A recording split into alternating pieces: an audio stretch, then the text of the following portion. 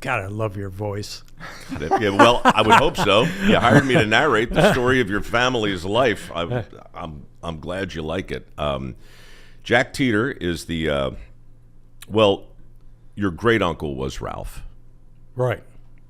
Ralph Teeter is the star of a documentary called Blind Logic. Jack, the guy sitting across from me, reached out to me out of the blue, as people do from time to time, to see if there was any interest in narrating this project. And I looked at your rough cut and I read the script, and honestly, Jack, I'm not often taken aback.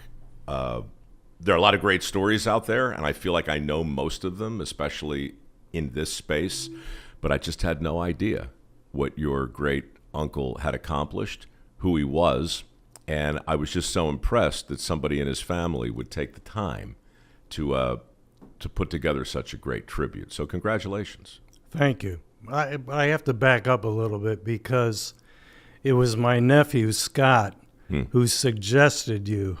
We were sitting in Detroit at the Automotive Hall of Fame, and I have a film crew. We're getting ready to put Sarah Cook, president of the Automotive Hall of Fame, on camera.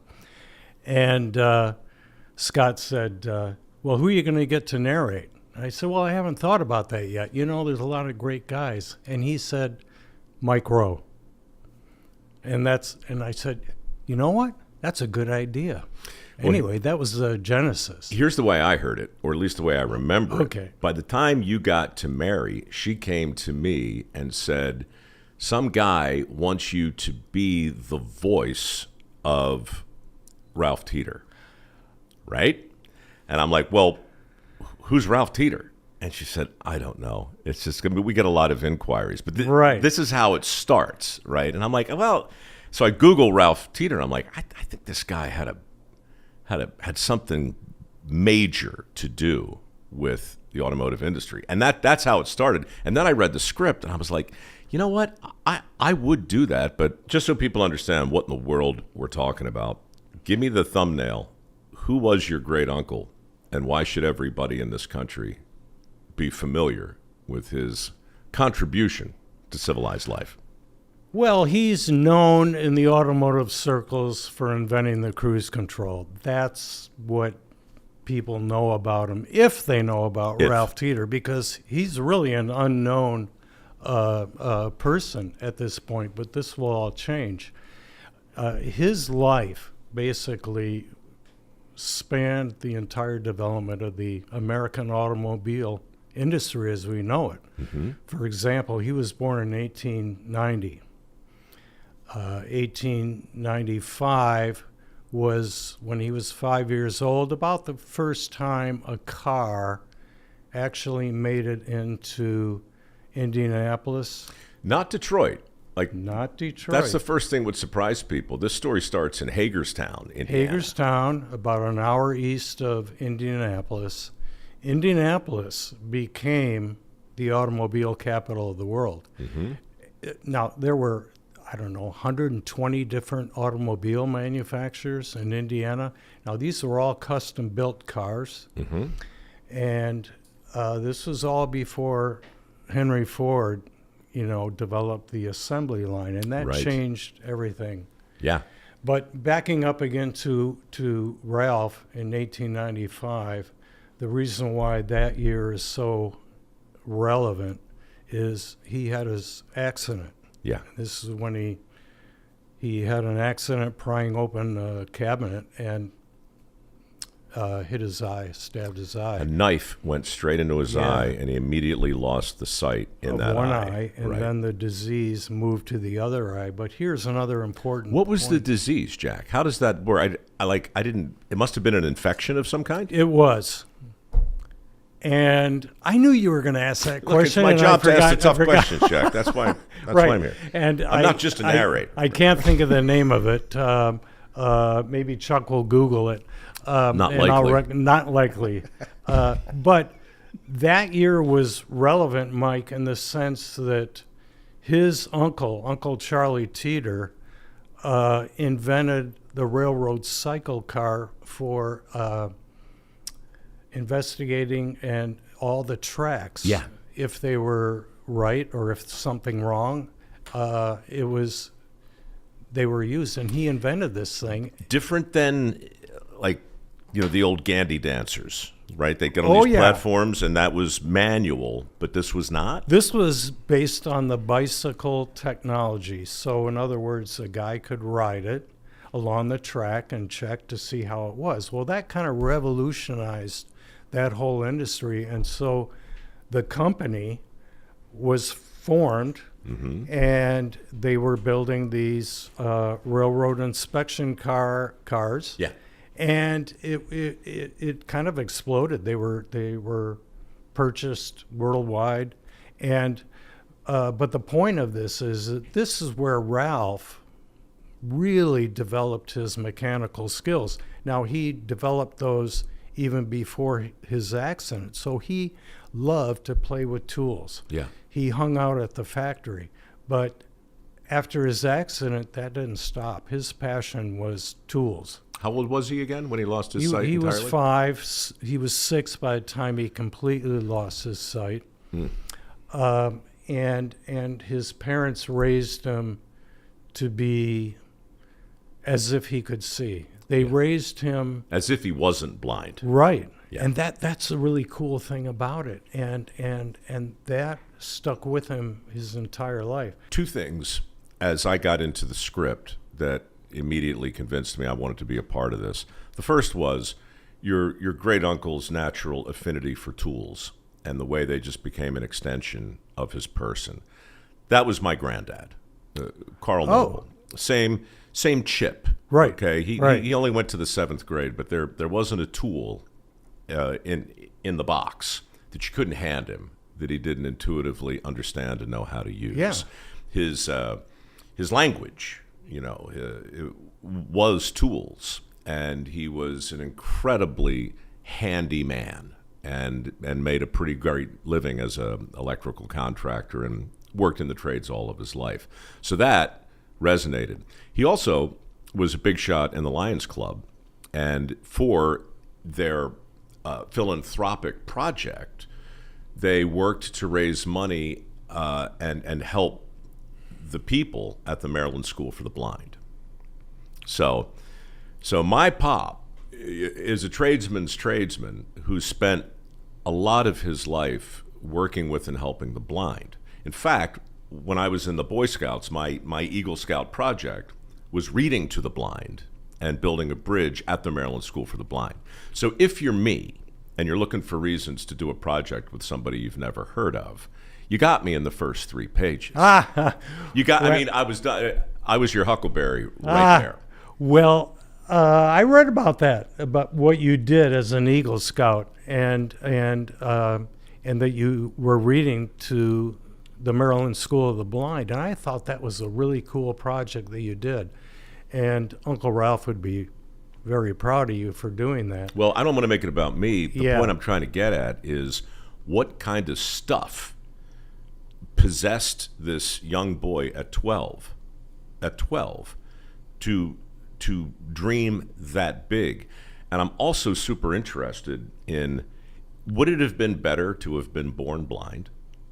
Or, do you get 5 or 6 years of memories seared into your brain about everything from color and what people look like, right? And like all of these other things. And I've asked that question to a lot of people that I know without sight, and the answers always vary. So I'm just curious about your take on it. Well, that's very interesting because I've thought about that too, and I don't know the answer to that, but I can speculate from Ralph's standpoint, having seen for 5 years gave him the ability to strengthen his mental capability of visualizing. Soon may the noblemen come to bring a bottle for everyone. One day when the waiting is done, we'll take a drink and go. So in other words, when he was completely blind, he had to use all of his other senses. Most importantly, I think hearing and feeling and touch. And but I think because he was able to see at one point, he may have used that in his library of visualization. I don't know, but I do know that he had a gift for memory. So throughout his life and walking about town, he would memorize how many steps, where the buildings were, where everything was, and he memorized voices. He recalled everybody's voice. I don't know how he did that, but he did. And it amazed me because he would, even if they had a cold, he would still know who it was. Well, they say that when one sense goes, the others become sharpened. Right. But to this point, like you make the point in the movie, and I don't know if one of your family members elaborate on it or not, but this guy was like a bat, right? I mean, like echolocation. He could figure out where he was by footfalls and not just counting, but the way the sounds of the town reverberated back to him. The other interesting thing, he refused to use a cane. He wanted to be as normal as possible. And if he had a cane, well, he would almost have to admit that he was blind. And the other thing, he refused to learn Braille. Wow, now that's controversial today. Now, I knew that when I was making the documentary, but I didn't know why he refused to learn Braille. And then I learned from the family, well, if he learned Braille, he would have to kind of admit that he was blind. And he didn't really want to do that. He didn't look at himself as handicapped, and he didn't want people to focus on that. That's just laying a little pipe so people understand. You got a 12-year-old kid who wants to build a car, who is completely blind and has been for 7 years and is filled with all the confidence necessary to believe he can make that happen. So go ahead and walk me up to, I guess, perfect circle at this point. Okay, well, high school, not so much of a challenge because he seemed to get through that pretty well. In fact, even becoming the manager of the basketball team and building the first electric light in Hagerstown for graduation, 1908. He built a sign. He wired it from a generator that he got, and then he wired his family's home, and then the town got wired up for electric. And college was a bit of a challenge. He wanted to get his engineering degree. Well, University of Michigan had a great school. Yep. But they turned him down because they didn't know how to teach a blind man engineering. And no fault of theirs because, well, how do you do that? There's no playbook for this. Yeah. So his older cousin, Neva, took him she had a fellowship at the University of Pennsylvania. They went. He packed enough bags for a whole semester. He was that confident that he was going to convince the dean of engineering. Who was the dean? Remember? Henry Spangler. Right, Spangler. Yeah. Henry Spangler. And so he met with Henry, and he wasn't quite convinced. And he had to talk to the faculty and told Ralph, come back at 10 o'clock tomorrow morning. I'll have an answer. But he had to talk to his faculty. How are we going to teach this student engineering? He's blind. Mm-hmm. Well, they all agreed, we'll let him try. And they all didn't think that he would last more than 2 weeks. But they let him try precisely because they knew he'd fail. Yeah, exactly. And anyway, he went through, he graduated, came back for his master's. He was the first blind student to graduate from the university and the first blind engineer on record in the United States. So that was great. Anyway, he came back to the family company. By that time, they were building internal combustion engines. So they evolved from the bicycle inspection car, the railroad inspection car, into the internal combustion engines. As one does. Yeah, in that time when the cars were, and so it was the Teeter Hartley Motor Company, and so that was going well. But then, 1918, World War I happens. Well, men are going off to war. Well, Ralph wanted to serve his country, but how? And he was accepted for civil service at the New York Shipbuilding Company. Well, this is kind of funny. They gave him an office, but they didn't give him a job. They didn't know what to do, or what are you going to do? Here, Ralph, you got an office. And he overheard them talking about a problem they had. Because he can hear anything a mile away. Yeah, right? Yeah. He can hear anything a mile away, and he overhears a problem they have. They can't balance these turbine rotors in their torpedo boat destroyers. The boats are breaking apart at high speeds. So people understand the incredible amount of torque being generated by these turbines. And if they're not perfectly in sync, right, it's like those sympathetic vibrations that could shake a bridge right to the point where it would collapse. So he thought, hey, maybe they'll listen to me. So he told him, he said, I think I can figure out what the problem is. And they were, hey, come on, what do you know? You can't see anything. But he balanced drive shafts for race cars at Indy.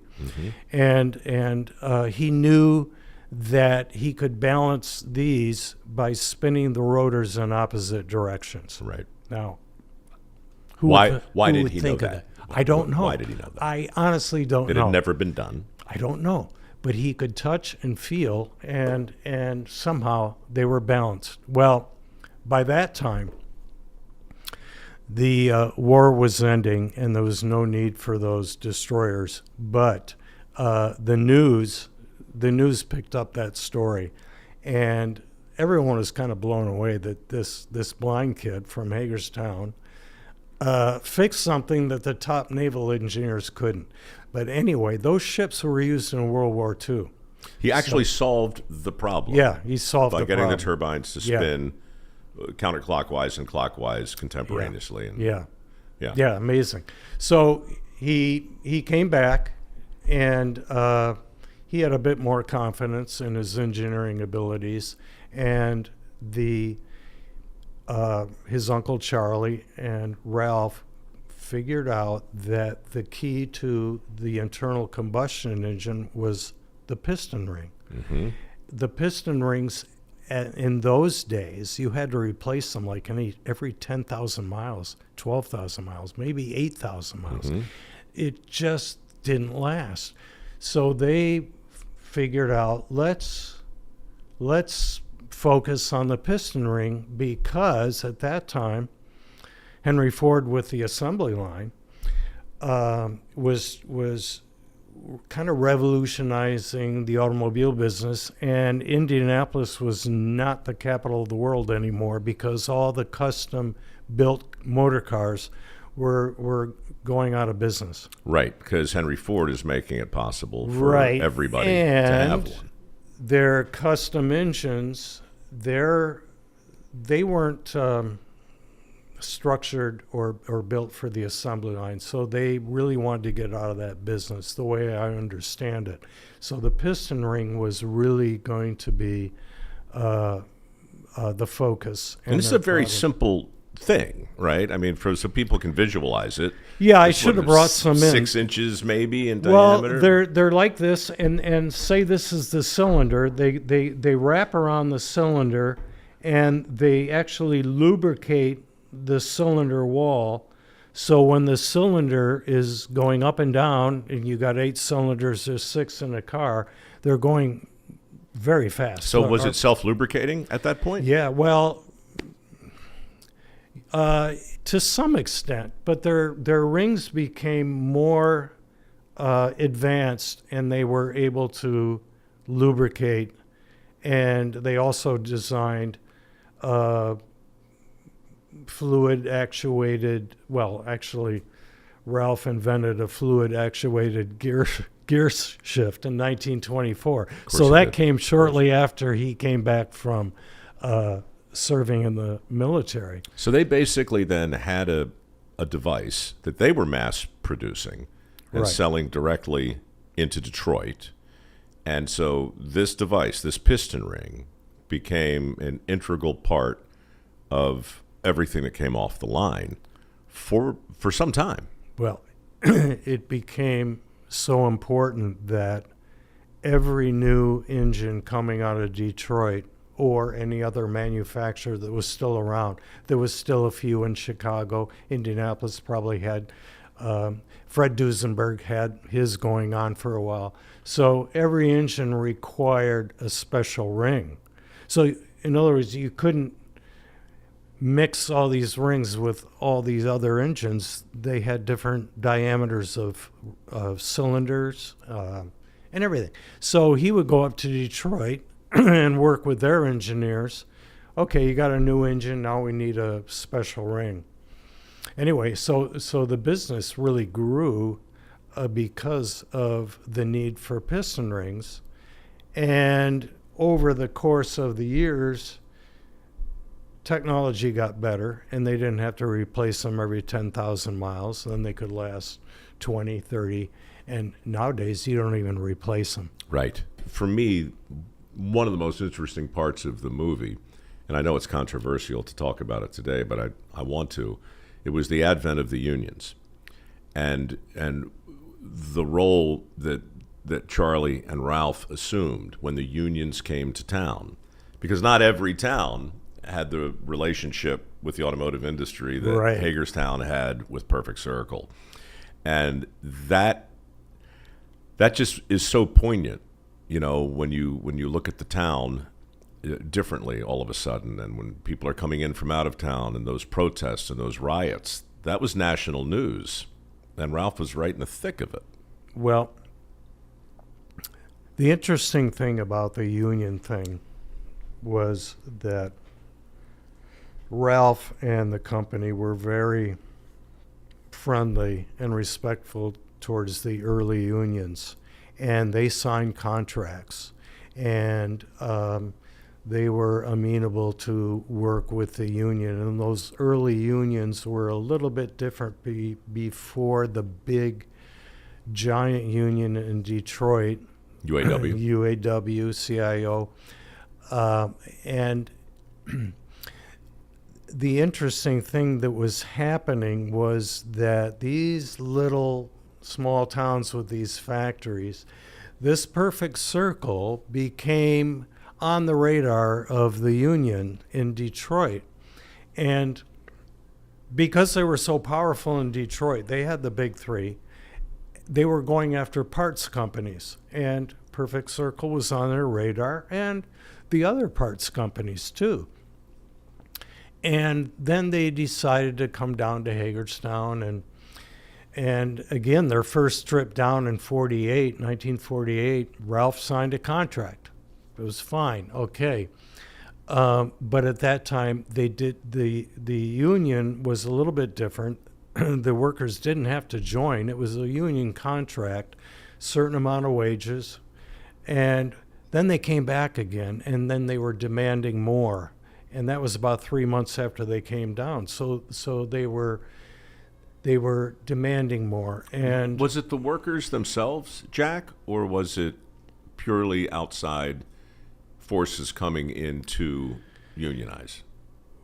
Like, I'm always curious about how these things originate. well, they originate with union reps that go down to the town, and then they meet with the workers outside of business and restaurants or wherever they gather, and they try to convince them, hey, look, you guys are working, you need to be protected. And I think to some extent that was going on certainly before 1955. That was the big mess. And so there were some workers that were convinced they that they wanted to sign up with the union. And the reason is is World War II, when they were hiring so many workers, they probably hired another 2,500 workers that did not understand the value that the company places on employees. Yeah.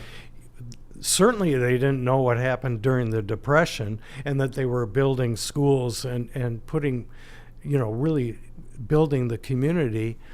They had no recollection of that. So they were just workers working a job and wanted more money, and they probably thought, oh yeah, the union's going to come in. This is great.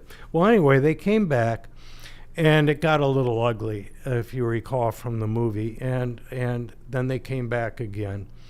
And this time they brought in 1,000 sympathizers from other 1,200, I think. They set up a tent city, and they brought violence to the townspeople. I Sure. mean, and they weren't local; they were from outside, and they were going to try to muscle there, and it just got ugly. I mean, the governor had to declare martial law, after the local police couldn't handle it. Yeah.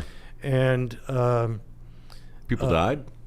no, there was gunshots. There was a couple of people that got shot and wounded. It got to the point where they had to send in tanks. That's when the National Guard came in, and You're no- oddly understated here, Jack. I mean, like once we start send talking in the about the tanks. advent What? of tanks, Yeah. I mean, as I recall, as the narrator of Blind Logic, the film we've been talking about now with Jack Teeter, people were barricaded inside the facility. I mean, it was super sporty. It could have gone way off the rails.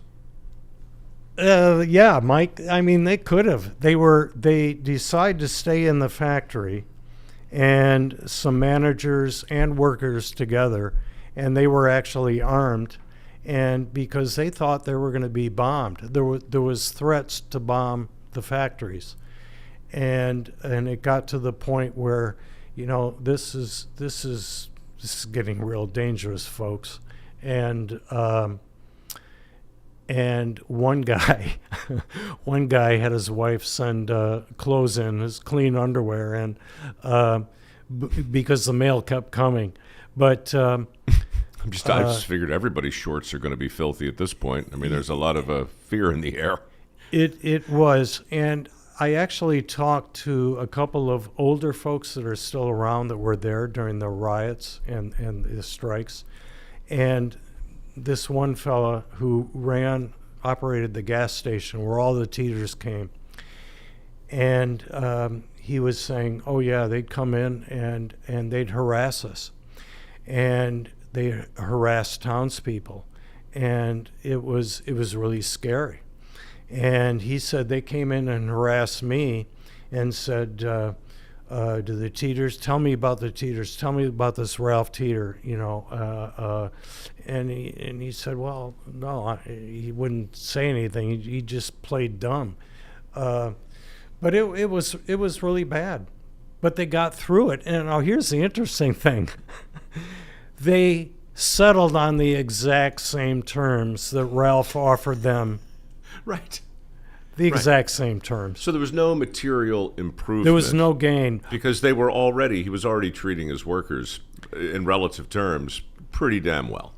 And Ralph's, his feeling was, if the union can convince the workers to join, that's another thing. He's not going to get in their way. And they did. One factory joined the union. Mm-hmm. They kind of caved into the demands. The other three stood strong. So what ultimately became of Perfect Circle? And Charlie at some point dies. Yeah, 1937, he died. And then Lothair, his son Lothair, took over. 1946, Ralph Teeter became president. And right after the war. Yeah, right after the war. And around that time, I guess, and during the 50s, they were now selling their products in 91 countries around the world. And so the 50s were kind of cool because after the strike, Ralph had already by that time invented the cruise control. And but back in the late 40s, he couldn't convince his own board of directors to manufacture the cruise control. Because it never fails. All great, obvious ideas are initially greeted with insanity. You must be crazy. Yeah. Who in the world is going to get in a car and push a button or turn a dial that lets that car determine its own speed or set that speed? That was heretical. And I'm only making the point because 3 days ago I got in the back of a Waymo with no driver and just sat there like a Christmas ham. Rose and I did that too. Yeah. Rose, They're great fun. Rose, by the way, is Jack's girlfriend. Quick sidebar. You made me banana bread, Rose? Yes, I did. Goodness, look at this. And there's, what is that? Is that rosemary on there? Yeah, rosemary and All right, this is on that sidebar. That's kind of her world famous. World famous banana Yeah, bread? yeah. All right. Everybody loves it. All right. Well, I'm going to dig into that once we're done talking. I'm just going to let it sit here right now as a tease. So I have to add something, Mike, that you were saying about the cruise control and the Waymo. But going back to 1924 when he invented this automatic gear shift, he went to his manufacturing friends and said, look, we got to manufacture this. And they said, there's no way that people are going to pay for the luxury of an automatic transmission, an automatic gear shift. And, well, he sold his patent to Bendix. Wait a minute. I forgot that. So, how instrumental was Ralph in ushering in the automatic transmission? Oh, very. 1924, the fluid actuated gear shift. There was an automatic gear shift. And his friends, and he had a lot of friends in manufacturing, and they just said, no one's going to pay for the luxury of not shifting gears. Yeah, because it was going to be too expensive. Well, fast forward to what you were saying about the cruise control. The company didn't want to manufacture it, and well, he was very disappointed.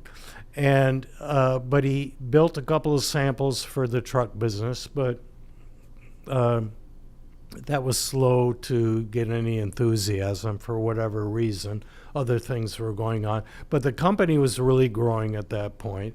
Then after the union strike, we'll say 1957, he had the cruise control. Really, he had a good model of the cruise control, and he convinced Detroit companies to test it. Is Perfect Circle still Perfect Circle? No, it was the last factory closed in 1995, 100 years after the company was born. It was bought by 1963. The company was acquired by Dana. That was a big company, and then they bought Perfect Circle and they kept the brand, and then it was subsequently sold to a German company. So a German company today has Perfect Circle brand, and they're making piston rings. Okay, so it gets a little convoluted, but Perfect Circle goes where it goes, but Ralph is still around, and he takes the idea for cruise control to the big guys in Detroit. Yeah, to test it. Yeah. And Chevrolet, Ford, and Chrysler, I believe, were testing.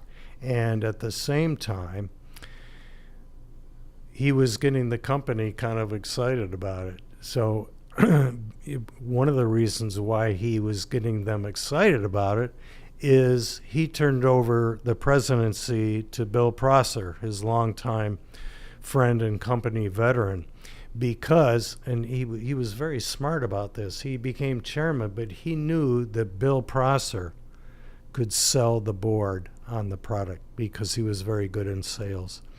And so Bill Prosser sold the board on the cruise control on manufacturing. So they had a press conference, and they flew all these journalists in from Detroit. Meanwhile, the Detroit is testing the product, and so it's getting all this press and excitement. And Chrysler decides they invite Ralph up and say, we're gonna put it on our 1958 model Chrysler New Yorker and one of their other ones. So they were the first to introduce it, and the company manufactured it, and then Cadillac came in 1959, and then I think it was Oldsmobile, then Ford, Chevrolet. Then they all came in. But it wasn't overnight. It's not No, like it somebody wasn't flicked the overnight. switch and said, "Oh, we've got to have the cruise control." It took time. People had to, right? You've got to sell that down in a lot of different ways across the whole country, and it just wasn't immediately embraced, is my point. And once again, your great uncle is just sitting there hearing, no, that's not going to happen. They're never going to get an automatic transmission. They're never going to take cruise control. No, never going to happen. Do you know, he said in 1974, he said, if I could have seen, I would have never developed it. He came up with the idea in 1936. He, of course, had drivers for him, and one of them was Harry Lindsay, his patent attorney. And Harry was a bad driver. Let's just say it like it is. He was a throttle brake driver. He's a patent attorney. Yeah. He's got a lot going on. So, I can only visualize Ralph sitting there like this. Geez, Harry. I'm getting nauseous. So he said to himself, well, okay, I got to invent something that will make the car go steady. And so for 10 years, he tinkered in his workshop. And this is where he gets in with his hands. He built a cruise control in his workshop, basement workshop, with his hands. Look, you don't want to overstate it, but a blind man developed cruise control with his bare hands, working with tools in his basement. And that same guy says he never could have done it had he been able to see. Yeah. That's where your movie lands. And look, we can talk about all the zigs and zags. Why bother? Watch Blind Logic. It's terrific. Yeah. I want to spend the rest of our time just talking about the man and his impact on you and why you decided to dive into this project, which clearly got out of hand. I mean, it sucked up years of your life, obviously. Oh, yeah. But just Mike, before you move on, yeah, I just want to. I did find the name of that disease, and it's kind of interesting because it's called sympathetic ophthalmia. That's it. Yeah. And basically, it comes from if you have an eye injury, particularly a piercing one in one eye, then the other eye develops sympathy for it and degenerates by itself. Crazy. It's really crazy. Yeah, but that's what it's particularly prevalent in puncture wounds to one eye. Wow. Yeah. Well, you know what? It kind of rhymes in a weird way with the other thing that I was trying to think of, which was sympathetic vibrations.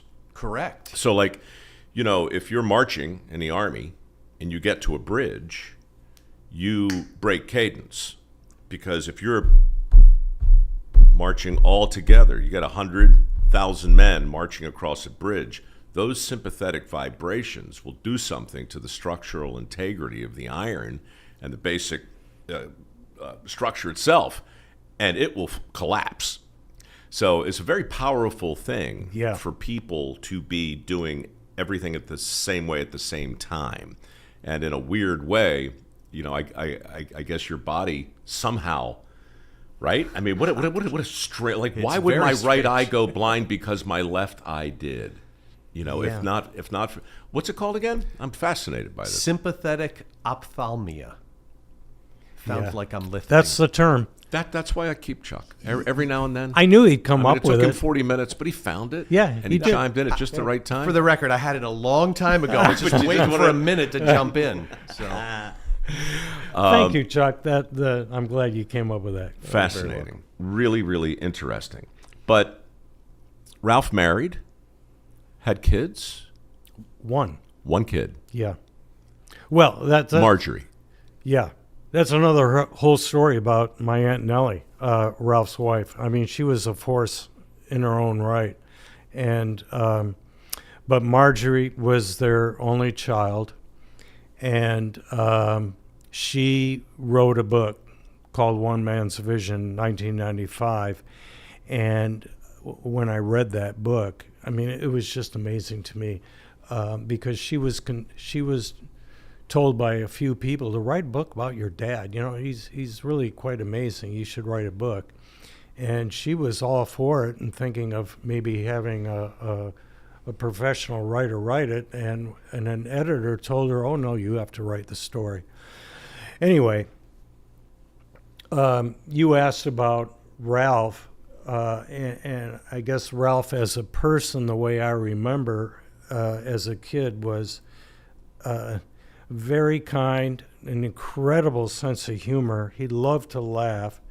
He loved people, and he had a gift to make everyone feel comfortable no matter who they met.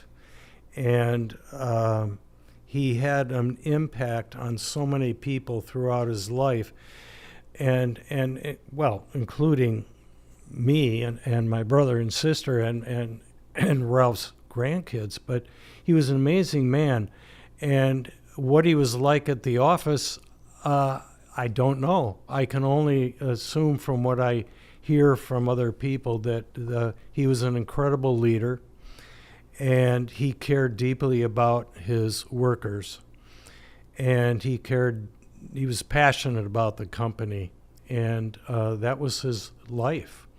And so the inspiration for me to make this documentary actually started in 2013 at a family reunion, and my father, Jack, was still alive. My Aunt Marjorie was still alive, and we met at Lake Wawasee, where Ralph had a summer home. And he was kind of a boat guy too, on top of everything else, wasn't he? Was he a boat guy? He built speedboats, and of course he did. Yeah, and he became friends with Chris Smith, one as of in Chris Kraft. Yeah, as in Chris Kraft. In fact, he bought a lot of Chris Kraft, but he built speedboats. He loved Lake Wawasee because he could build speedboats and race them. So he convinced his parents when he was young to get a cottage. So he spent his summers up there. Anyway, that's where we had our family reunion, and I don't know who mentioned it or how it came up, but the idea of a movie about Ralph Teeter came up, and it might have been my Aunt Marjorie, so they kind of looked at me, okay, where do we go from here? And, why'd they look at you? Well, because they knew your resume? Yeah, they knew my resume. And real brief, what is that, just so people understand? Well, I worked at Universal Pictures for most of the 80s and in marketing, and I moved into production. So I had, and distribution, I had a sense of how films were made, and I went to UCLA Film School. And so they looked at me, okay, where do we go? I said, well, that's a great idea. And but I had my career, I had a job and things going too. I said, well, let me start with an outline, and then maybe I'll develop a script and adapt the book. And so I did that off and on for 10 years.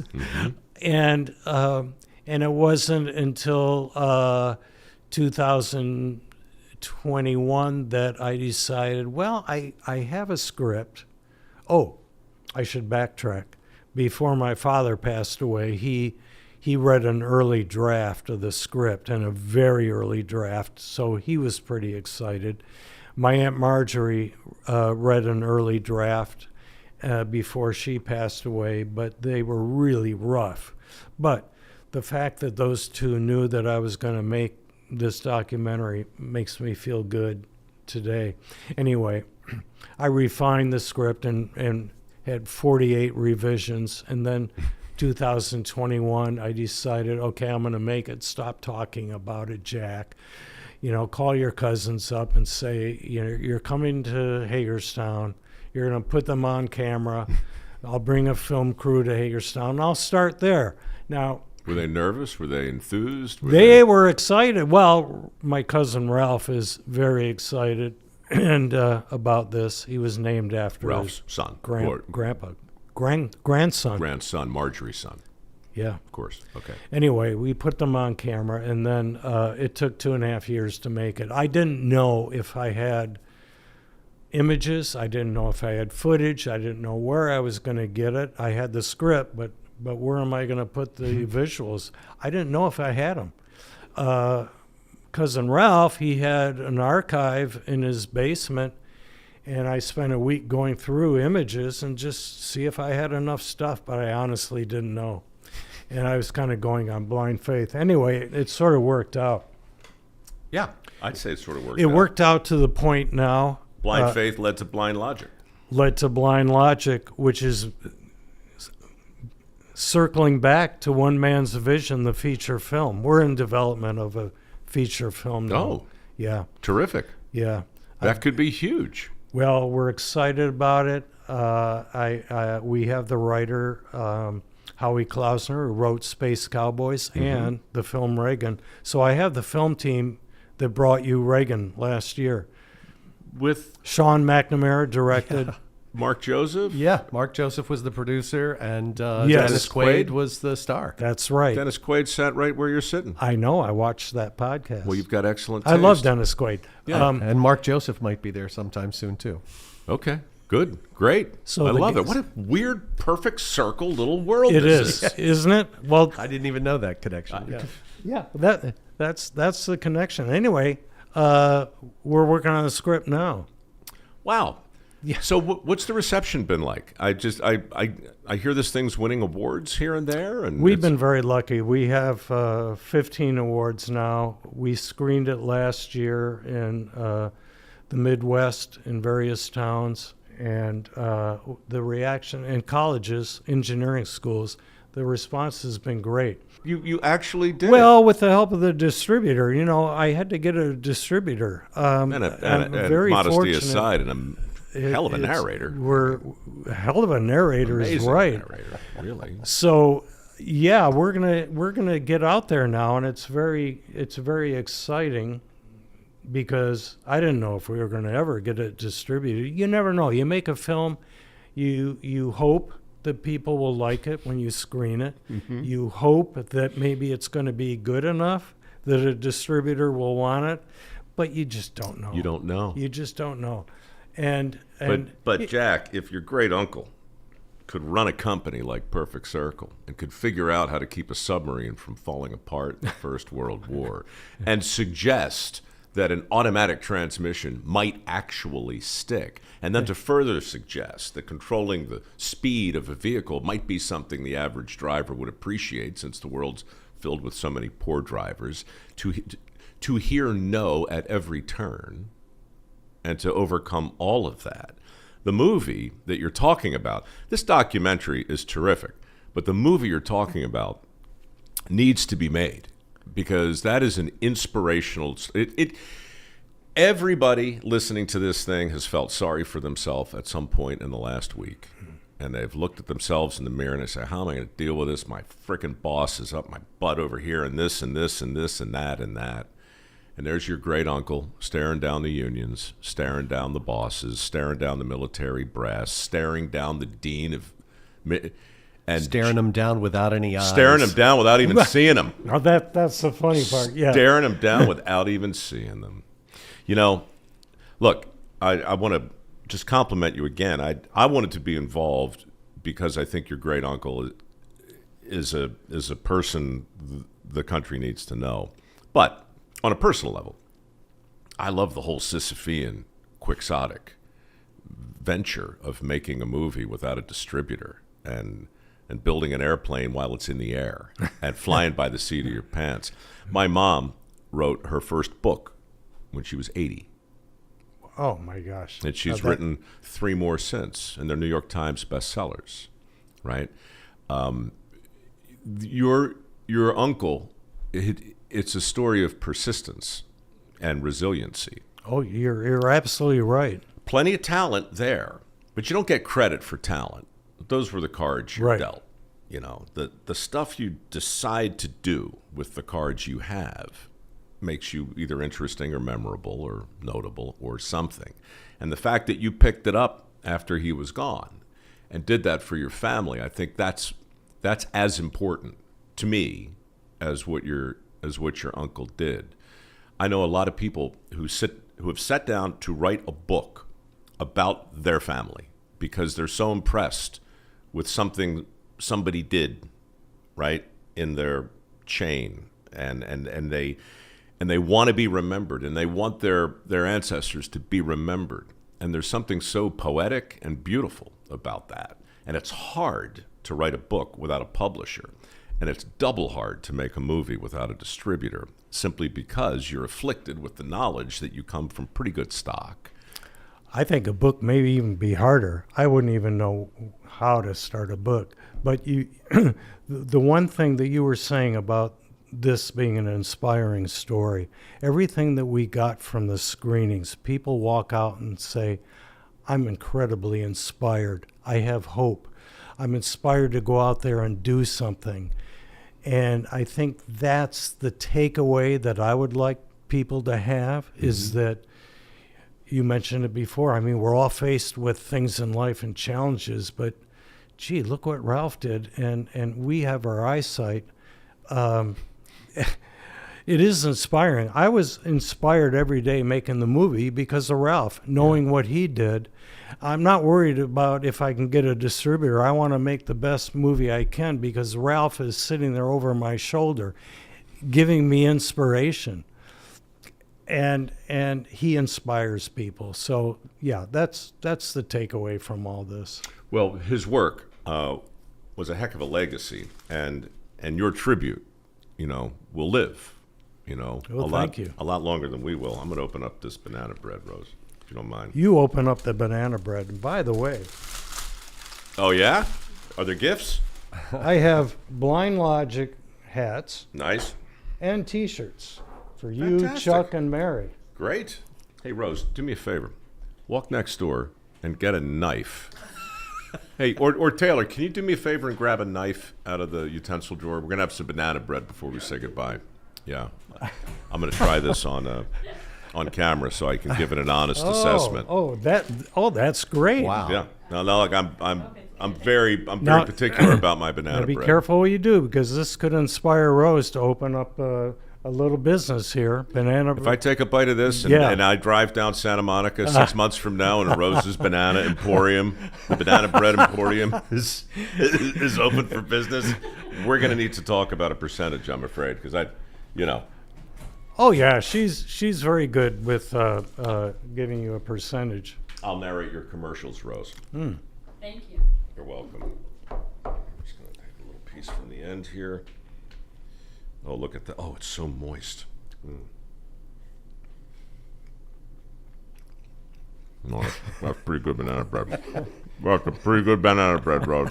Well, thank you. You're very welcome. Glad you like it. Hey, thanks for the swag, the carbohydrates, and your time. Thank you, Mike. And Chuck, thank you. Thank you very much. I really admire what you've done, and I hope it inspires other people to tell the stories of their own families.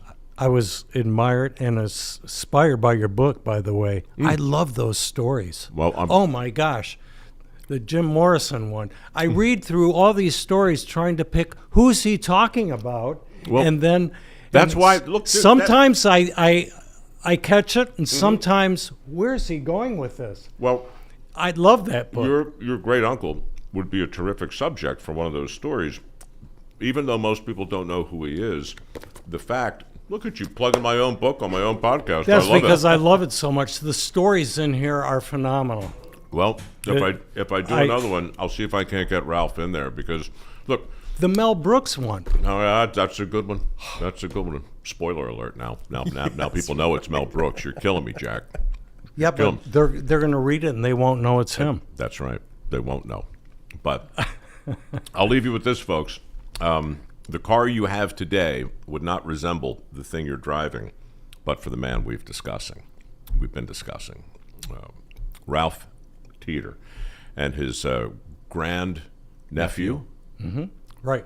Jack, Grand or great, yeah. whatever it is. Let's A start generation. Let's start with what's better, grand or great? Like, would you rather be remembered as the great Jack Teeter, or that Jack Teeter? He was grand. They don't call it the Great Old Opry. No, that's true. How about Ralph Teeter's great nephew? That's not bad. But they also didn't call it the Grand Depression. No, that's true. Thanks for listening, folks. You're a terrific guest. You're welcome back Thank you. anytime. Thanks. Thank you. And Rose, yeah, I'll see you at the Banana Bread.